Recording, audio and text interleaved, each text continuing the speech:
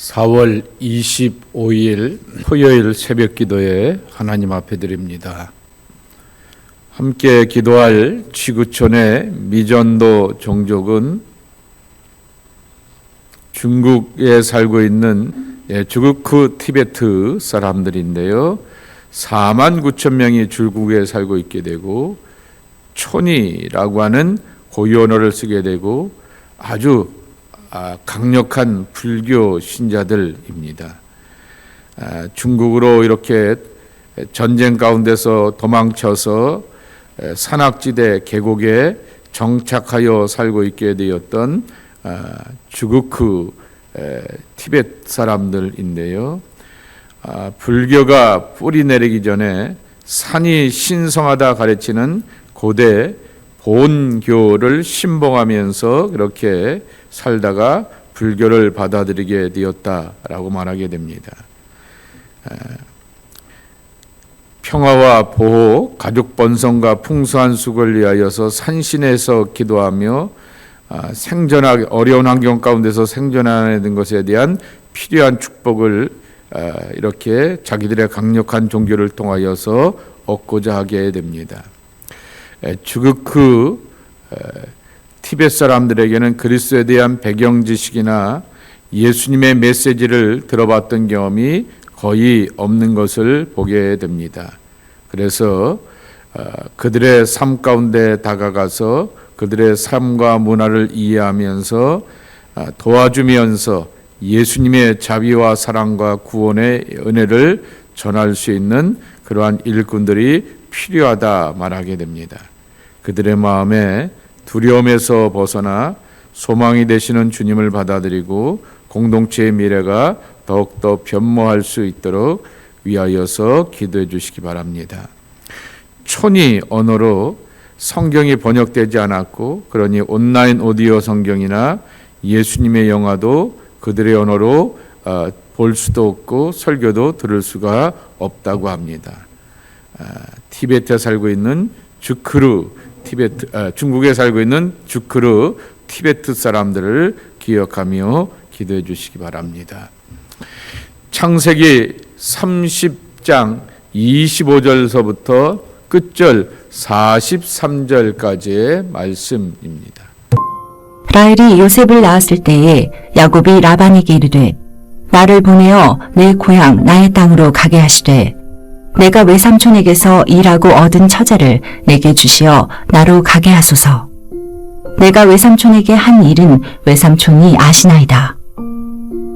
라반이 그에게 이르되 여호와께서 너로 말미암아 내게 복 주신 줄을 내가 깨달았노니 내가 나를 사랑스럽게 여기거든 그대로 있으라.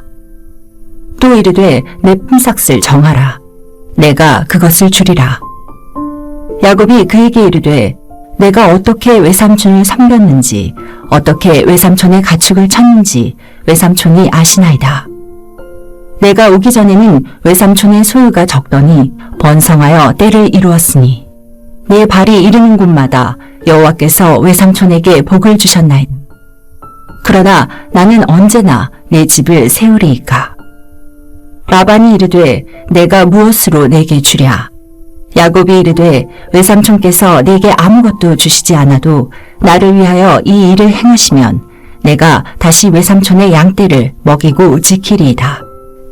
오늘 내가 외삼촌의 양떼에 두루 다니며 그 양 중에 아롱진 것과 점 있는 것과 검은 것을 가려내며 또 염소 중에 점 있는 것과 아롱진 것을 가려내리니 이 같은 것이 내 품삯이 되리이다.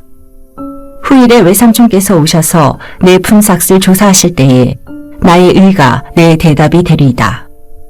내게 혹시 염소 중 아롱지지 아니한 것이나 점이 없는 것이나 양 중에 검지 아니한 것이 있거든 다 도둑질한 것으로 인정하소서.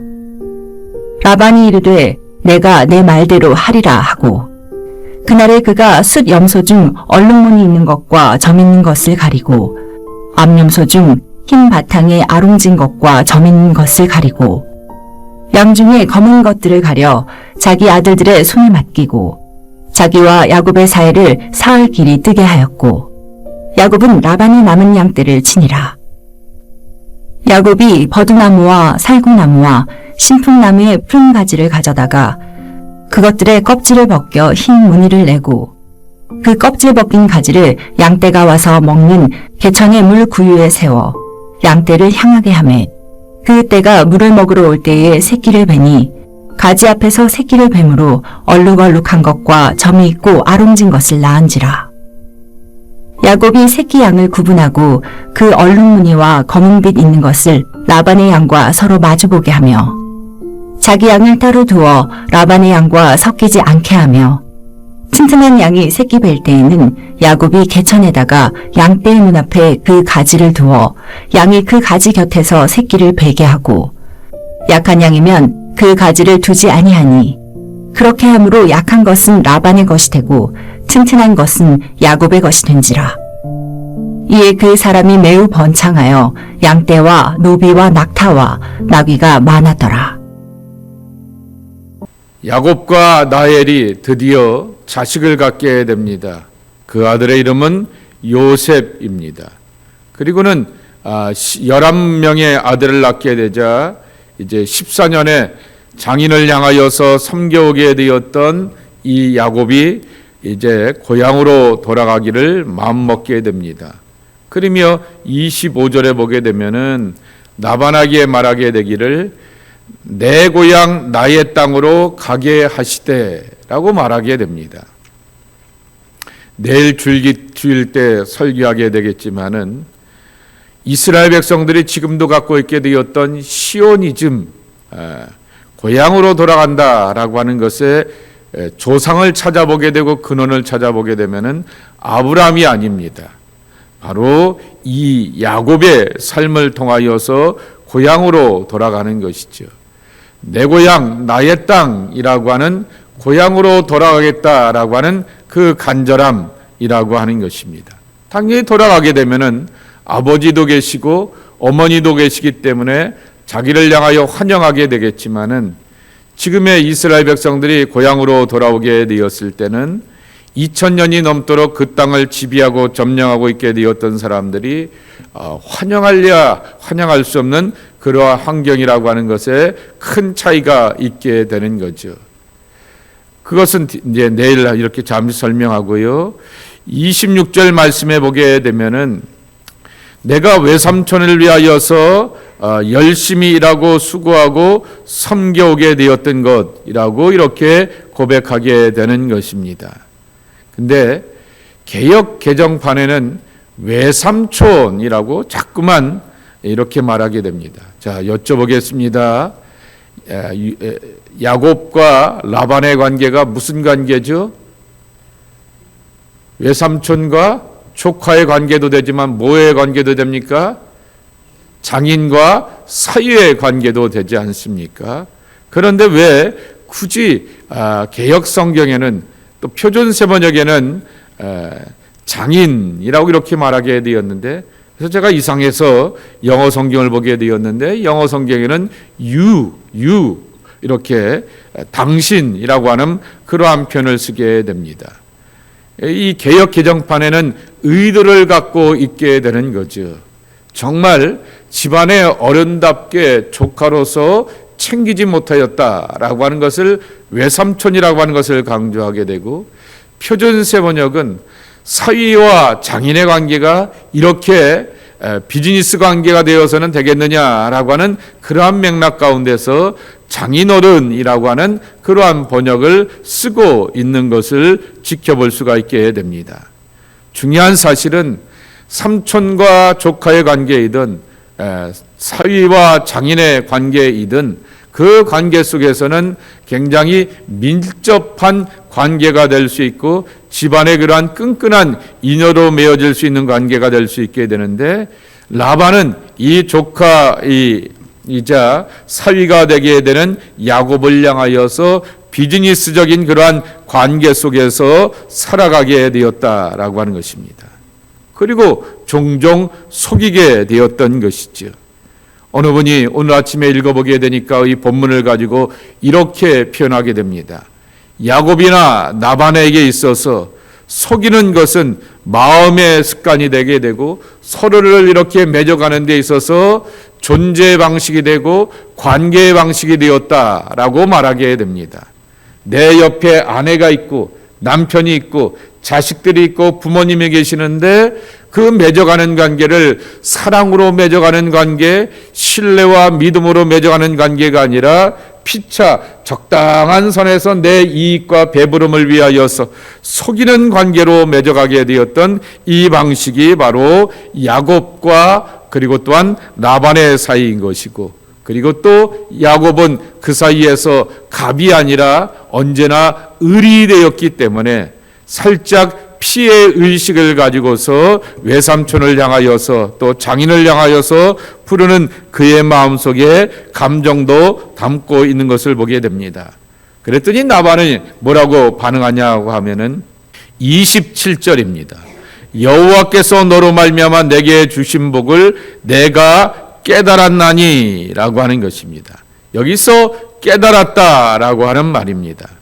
이 깨달았다라고 하는 것은 몸으로 삶으로 체험하였다라고 하는 것이 아니라 부적과 같은 그러한 일을 하게 돼 체험을 이렇게 갖게 되었다라고 하는 것입니다.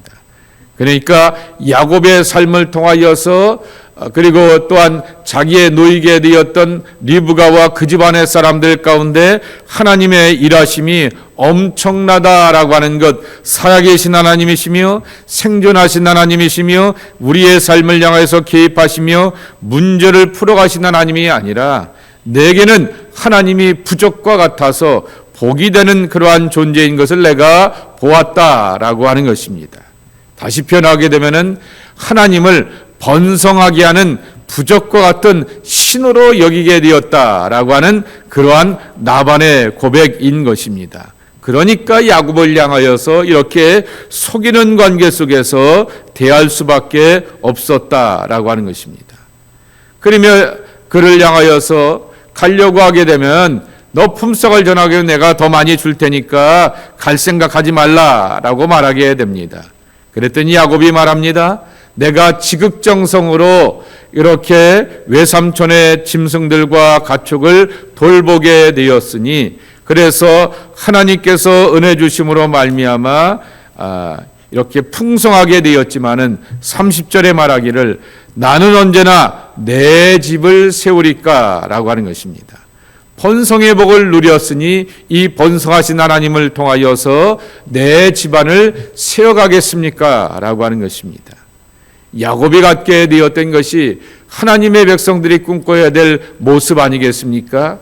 자기가 일하는 자리에서 성실과 최선과 충성을 다한 다음에 또한 내게 꿈과 비전을 허락하여 주셔서 집을 세워가며 기업을 세워가며 미래를 세워가려고 하는 그러한 꿈을 우리에게도 필요한 것을 보게 됩니다. 이 라반에게 하나의 제안을 하게 되는 것입니다. 양들 가운데서 32절 말씀해 보게 되면 아롱진 것과 점 있는 것과 검은 것을 가려내어 염소 중에서도 똑같이 아롱진 것과 점 있는 것을 가려내어서 양과 염소 가운데서 이 흔히 말하게 되는 열성인자이죠. 아롱진 것과 점 있는 것과 검은 것, 대부분의 양과 염소는 그렇게 신양이고 신염소였기 때문에 우성인자를 갖고 있게 되었던 그 양들은 외삼촌께서 장인께서 다 가져가시게 되고 열성인자를 갖고 있게 되었던 이 짐승들을 향하여서는 내가 챙기겠습니다 라고 이렇게 이야기를 하게 되는 것입니다. 그랬더니 라반이 속으로는 굉장히 이렇게 흡족해 하게 되면서 이게 33절에 보게 되면은 이렇게 말하게 됩니다.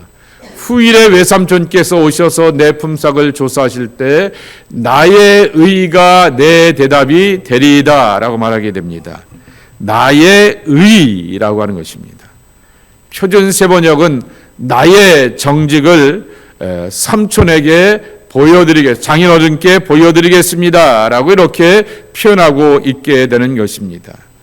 보여드린다 라고 하는 말입니다. 의라고 하는 말입니다. 그 말은 윤리적으로나 법률적으로나 신정적으로 하나님이 보시기에 하나님 앞에서 거짓됨이 없이 정직함으로 이 양들의 모습들을 그대로 보여주겠다라고 말하게 됩니다.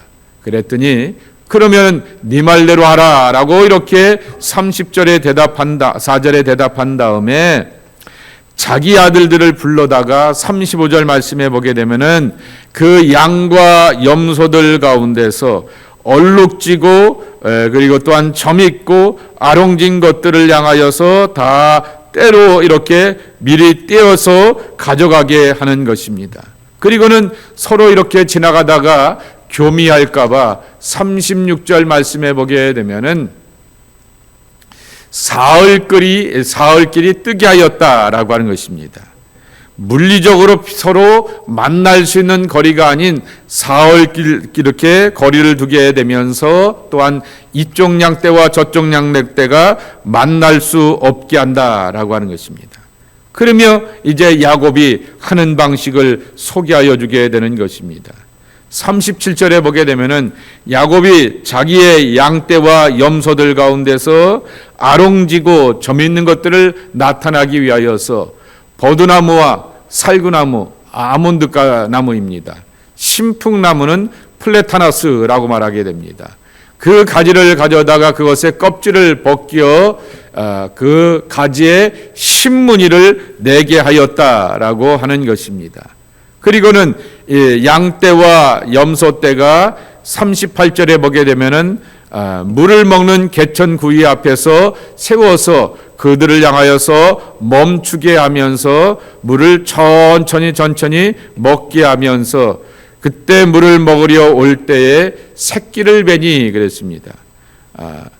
완곡한 표현인데요. 교미하게 하였다라고 하는 것이 표준세 번역의 번역입니다. 눈앞에서 그렇게 교미를 하게 하였다라고 하는 것입니다. 여러분 한번 생각해 보세요. 가지 앞에서 이렇게 교미하게 함으로 얼룩얼룩한 것과 점 있는 것과 아롱진 것을 낳았다라고 말하게 됩니다. 이게 과학적으로 근거가 있겠습니까?